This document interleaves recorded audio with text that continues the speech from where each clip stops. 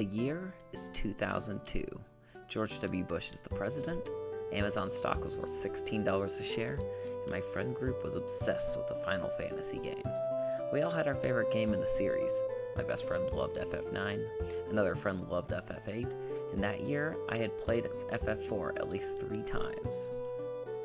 But this story begins with Dominic, my friend who had a slight obsession with Final Fantasy VI. He was the type to constantly talk about the game, and had a big notebook full of drawings of characters and places from the game. He even memorized the lyrics to the opera scene and was always humming them to himself. I also suspect he wrote the Umaro X Terra fanfiction I saw many years ago that I have retroactively scrubbed from my brain. While I was not obsessed with a specific game, I loved browsing the internet about fan theories relating to the games. I was a big visitor to websites where I was able to read large numbers of both interesting and insane fan theories related to the games.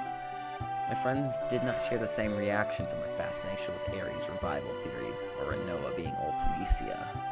I'm willing to assume I sounded like my conspiracy nut uncle, but instead of talking about jet fuel and steel beams, I was talking about how an unused section of map meant that Geneva was actually Cloud's mother.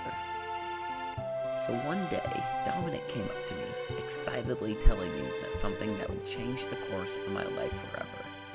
Did you know that Shadow is a girl? Now, I'm a little skeptical about this statement, not just because I spent the week listening to Uncle Mike ranting about how Gore did 9/11 as revenge for the election. This is the same friend who continued to insist that the thief character, the treasure hunter character in FF6 was pronounced Lockette, even though the name obviously is Locke. It was a point of contention for us for a long time. So I asked my friend what proof he has that the badass and obviously male ninja was in fact a girl. So he showed me this screenshot. Keep in mind, this is 2002. Teenagers doctoring photos of old video games is still deep in its youth. If the same conversation happened today, I could just go onto Reddit and receive 2 useful replies, 3 people calling me a dumbass, and a shadow banned person saying nothing to me at all. Along with me being a global teenager, I took it at face value, and I actually referred to Shadow as a she for many years. Many years later, my Tinder match asked me for a random interesting fact as an icebreaker. Being a connoisseur of the Tinder subreddit, I knew the overused lines to stay away from, and instead I opted to let her know about my 3rd favorite Final Fantasy ninja's gender. Now, as shocking as it might sound, talking about the gender identity of a Super Nintendo RPG character was not as smooth of an opener as you might think. I was promptly unmatched after I tried to double down with the JRPG tidbits. After licking the wounds my ego received from that interaction, I started self-reflecting. Not on my flirting techniques, of course. I know Super Nintendo JRPGs are one of the top conversation topics for meeting women. I mean the theory behind Shadow's gender. Something did not sit right with me despite Dominic's convictions in that grainy screenshot from that fateful day. My slightly drunken research that night showed that my friend is not the only one that came across this theory on the ninja's gender. Is there a more logical explanation? What the heck is going on? Let's look at the ninja themselves.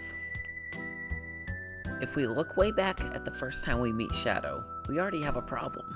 The game specifically tells us that he owes allegiance to no one and will do anything for money. He comes and goes like the wind. Not only that, but there are other times in the world of balance where Shadow gets referred to as a he or a him. This gives us a couple options. Either FF6 was really ahead of its time and Shadow changed their gender during the game, or something funky is going on. The other problem is that when sleeping in ends with Shadow in your party, you get random dream sequences that show insights into Shadow's past.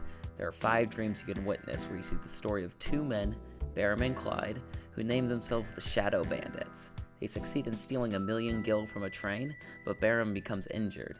He asks Clyde to kill him so he won't get caught and interrogated, but Clyde refuses. He runs away instead. Clyde ends up being nursed back to health in Thamasa, where he eventually leaves with the dog, now known as Interceptor. Looking at this, we can assume that this fan theory is probably a big crock of crap on par with my Uncle Mike's drunken Thanksgiving rant on how government assistance is a massive scam while he is also simultaneously collecting Social Security. So what is going on with that screenshot then? The explanation for this is simpler than you would think. It's not even a translation issue. It is a relatively simple programming problem. As most fans would recall, while you're escaping the floating continent, you're given an option to wait for Shadow. If you wait until he arrives, he'll escape with the rest of the team. If you leave without him, he goes splat on the continent, and you cannot pick him up in the World of Ruin. In the World of Ruin, you can pick up Shadow at the Cave in the Veldt. Afterwards, you have to fight the Señor Behemoth, the Spanish version of the regular Behemoth you have fought before. However, if you are the impatient sort and left Shadow behind on that floating trash pile in the sky, Realm will be laying there in Shadow's place. Due to a programming oversight, the game's dialogue defaults to she and her, no matter if Realm or Shadow is laying there comatose on the cave's floor. As further proof, in the PlayStation and Game Boy Advance versions of the game, the dialogue has been modified so there is no reference to the character's gender. So no, Shadow is not a woman. It's a simple programming issue that became a very silly fan theory. So sorry, Dominic, you have been proven wrong by yours truly after almost 20 years. He has not returned to my MySpace message gloating about my victory, but the taste of victory is still oh so sweet.